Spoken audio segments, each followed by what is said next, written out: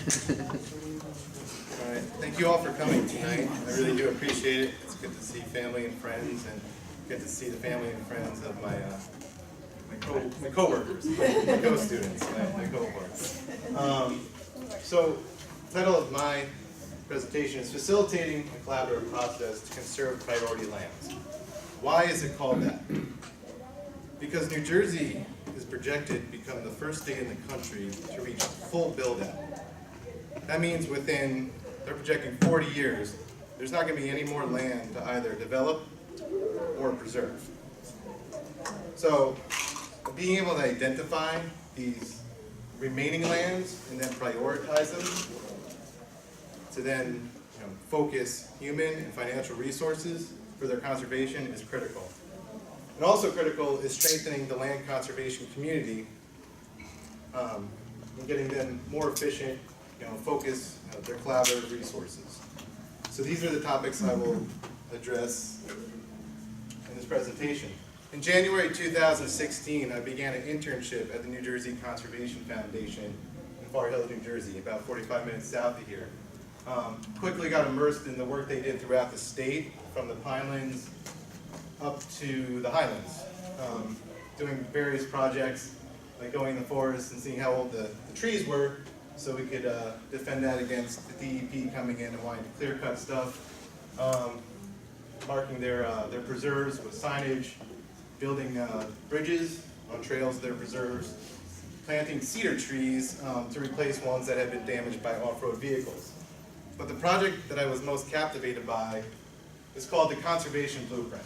And surprise, surprise, it talks about identifying priority lands for conservation. That's the first phase of it. The second phase is then building an online mapping platform for stakeholders to look at the data that's being, the prioritization methodologies and models that are being produced on a statewide level, down to the county level, down to the municipal level, and even the parcel level. And there's where we are currently. It's important to think about conservation on this scale, going from kind of a large landscape down to the municipal and parcel level, especially in New Jersey with the amount of municipalities we have here. So, what are priority lands? Lots of opinions on that. It's up for debate, but for the sake of the Conservation Blueprint, they looked at lands associated with agriculture, ecology, water quality, and what they call community green space, population in relation to preserved open space. What you're looking at in the middle is a map of New Jersey and all its current preserved open land. There's over 1 million acres preserved in New Jersey. We've actually done a great job over the past, we've done a great job in New Jersey over the past 40 or so years of preserving land, mostly in part due to New Jersey voters who have continuously voted yes on referendums to allocate open space, to allocate money going to open space preservation. So that's been a really good thing. However, we also have a history of kind of urban sprawl, of pollution, and now we have the specter of climate change kind of creeping in on our coastline.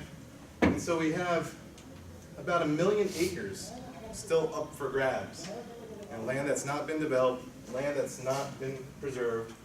So this is really the focus, these 1 million acres, that's the focus of this conservation blueprint. Sorry. So a project of this scale and land conservation in general kind of necessitates collaboration. No longer does top-down governance rule the land. There's also just so many interested parties and private individuals that want to see land preserved that it spurs this collaborative nature of land conservation. So this is the leadership team here at the Blueprint: Conservation Foundation, Nature Conservancy, and the GeoLab down at Rowan University, who did the majority of building the actual website. But they brought in about 15 other organizations, state and federal agencies, and nonprofits. So I sat in for the past year and a half on steering committee meetings, subcommittee meetings, and leadership meetings. Got to hear all their deliberations, all their discussions, to really see how they were going to prioritize these lands, build these prioritization models. And I'm happy to say they kind of consider me a member of the leadership team because I just tagged along long enough after my internship ended last June. So that was nice. So all that deliberation created these prioritization models, and this is how the map looks when you go to the website www.njmap2, which I probably should have had flash over the screen. But you go to this website, you click on each of these, and you can start seeing all the data sets that went into the prioritization models and how you can identify these lands. The thing is, it's great to identify them unless you implement the use of the tool and then implement funds and human resources to preserve these lands. It's not going to do you any good. So the focus of my capstone project is, how are these maps going to be used? I decided to implement and facilitate a methodology called group concept mapping, which creates a stakeholder-authored visual geography of ideas to produce maps that can then be used to guide planning and evaluation efforts on the issues that matter to the group. This is done all online for the most part, through rounds of brainstorming, sorting and labeling, rating by importance and feasibility, and then a group analysis and steps, next steps, like action plans. So with funding from New Jersey Conservation Foundation, the Nature Conservancy, and good old Ramapo College, I was able to secure a license for the software. And I sent out an invitation to 75 conservation and planning professionals familiar with the blueprint, an invite to participate in this methodology. And this is the prompt that I wanted them to respond to. The conservation blueprint can help protect land in New Jersey by. Very simple, open-ended, wanted to see what they came back with. I was fortunate enough to get 36 participants of the 75, and they provided 69 total responses. They could answer as much as they wanted to. Some examples up on the screen. Good diversity in the responses. Some were a lot more critical than others. After the responses were created, you asked the participants to then sort them by how they perceive the relationship amongst all the responses. And you start to see patterns. I decided to use a cluster of 8 because it was a nice manageable number. But you start to see how the group sees funding and acquisition tools as an educational tool, as a framework for evaluation, connectivity. You then ask the participants, of those points that make up the clusters, what's the most important? What's most feasible? And it creates this pattern match. And so you really start to delve into what the group thinks about the components of each of these subjects.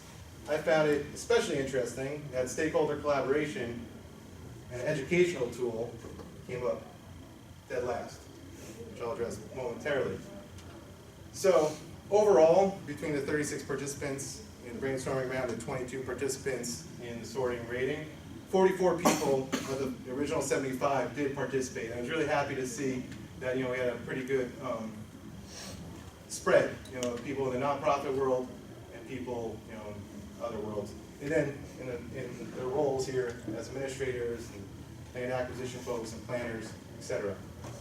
So what we're looking at here is the go zone. These are all 69 of those individual responses laid out in a graph based on the feasibility, based on importance. In the green zone up there, that's what we call the go zone. Those are the highest rated based on feasibility and importance, the low-hanging fruit, so to say. And what I kind of started to see as kind of like, not necessarily the marching orders or the mantra of the blueprint, but something to like really, wrap around and put it out, to people who were unfamiliar with the capabilities of this tool. And those 3 points were providing the most relevant information in a quick, easy-to-use format to inform land conservation and land use decision-making, simply highlighting areas that are still available for protection, and providing one website where land acquisition professionals can view parcel boundaries, view property rankings, and prioritize acquisitions. So the methodology isn't done until you go back to the group. Gotcha. I think I can do this. You need to go back to the group and say, well, what the heck do you think? You guys put this together. How are you going to implement or utilize this information moving forward? And by the way, this is the only picture not from New Jersey. Just real quick. The blueprint is a means to an end, but what is it? I'm ending with like 4 main takeaways after discussions with the steering committee back in February, and then subsequent individual conversations with individuals. So the blueprint is a means to an end, but what is the end? Has enough of a strategic vision for the blueprint been created? Are there specific amounts of acres to try and preserve by the time we reach build out? And should we be attempting maybe to protect half of what is left of those 1 million acres? And what are the metrics of success? The blueprint must be trusted. We need to make sure there's current data sets that are consistently peer reviewed and checked. Because this may someday be used in court. And the state has begun using the blueprint as a reference for their land acquisition by Green Acres and SADC, which is the State Agricultural Development. Whatever to see. So we must ensure that the cited data has integrity. Education must be improved. The group was surprised, as I was, to see education rank as low as it did. Some said while it may be easy to work in a silo, the effort to educate the public is to consistently be made. So this is taking place in focus groups, presentations across the state, to New Jersey League of Municipalities. I helped present to state parks and Green Acres last March, 2 months ago. We're also creating educational content for the website. And last but not least, business as usual will not focus collaborative conservation efforts. An assumption going into this project back in, 2015, when they started this, before I came aboard, was that creating the blueprint would foster and improve collaboration. But based on concept mapping results, this may not necessarily be the case. So the blueprint and the land conservation process both need constant funding, energy, and dedication to be sustainable. But before that, they need to advocate for and practice innovative collaboration strategies to accelerate their efforts.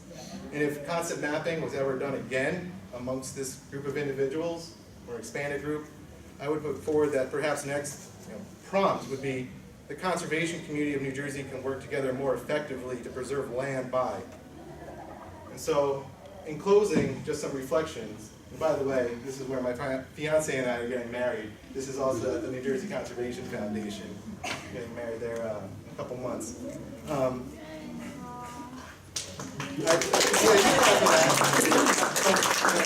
Reflecting upon the entirety of the process, the internship being introduced to this project, and then being immersed in it,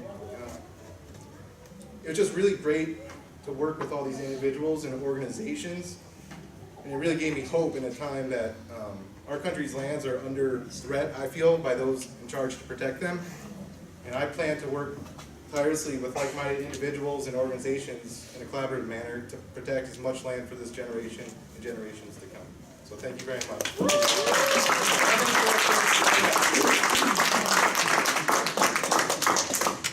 I had one question. Go for it. Did I hear you say that the 1 million acres that we've already preserved are in danger? No. Oh. Well, that's a great question, because when you think you have preserved land, Right. say you're a landowner and you have preserved farmland, you went through the whole process, and then there's a pipeline company that wants to come in from Pennsylvania and run 30 miles worth of pipeline to a compressor station down in Mercer County. There is a pipeline company doing that. Exactly. Yeah. That's why I brought that up. So you may think it's protected, but it's not necessarily the case. So there's kind of some prongs to it. It's like preserving more land, and I'm not against I'm not saying don't develop. That's unrealistic.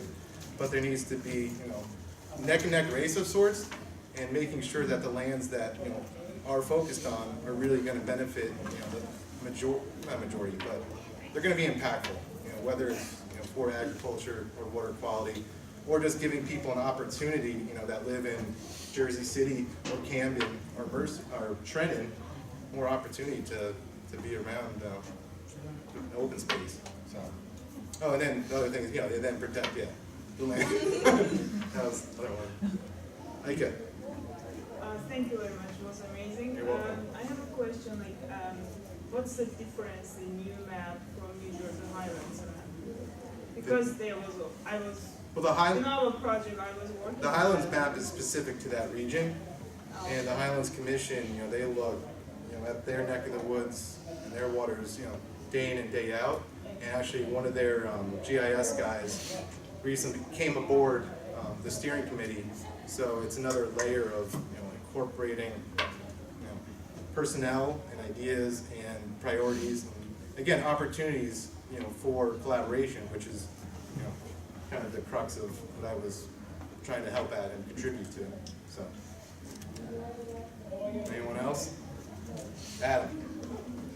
Is there any undeveloped land that there's a consensus among these groups is most critical to save? I would say that's the current discussion. Everyone, a lot of the, nonprofits have their vision maps, their internal kind of what they want to go after, how they can be strategic with their funding, and kind of how they want to build their network of lands. There's that component, state, by the changing of the administrations, those priorities change sometimes. And then the other point I wanted to make was there's a very old state plan in New Jersey. It's like, what, 1999 or something was the last, Mike, I don't know if you know. But, I think the last version was the 80s was the original one. so, yeah, it's been a long time since there's been an updated Jersey plan, and honestly, I should go back and pour through however many volumes that is, and see what, what states, and see how applicable it is, to, the land use today and what's available. So, it would be nice if everyone could, sit down at a table, and say, hey, let's go after that, but, trying to navigate that. And that's one of the reasons I wanted to try to use this methodology, is because, it gives everyone an opportunity to kind of, throw their mud against the wall and see what sticks. That's a horrible analogy. Yeah, you know what I mean. Like, I tried to kind of wade through all the various, thoughts and opinions, and just see, by the magic of a computer software, see what rose to the top, and then see what people think is most important, most feasible. So, Mike. Did you and your fiance use this tool in order to choose where to hold it? I would say indirectly, yes. Somehow. Because I wouldn't have come across this whole project and the idea for the wedding venue if I hadn't done the internship and learned about the blueprint and then kept moving forward, and So yeah. Anyone else? Oh, here's what I'm doing next. I'm promoting Open Space Month. I'm working with a group called New Jersey Keep It Green. It's the New Jersey Keep It Green Coalition, and there are 175 or so groups throughout the state that that work on legislation to advocate for open space preservation, historical property preservation, all that kind of good stuff. And we're celebrating Open Space Month. So, go to NJP.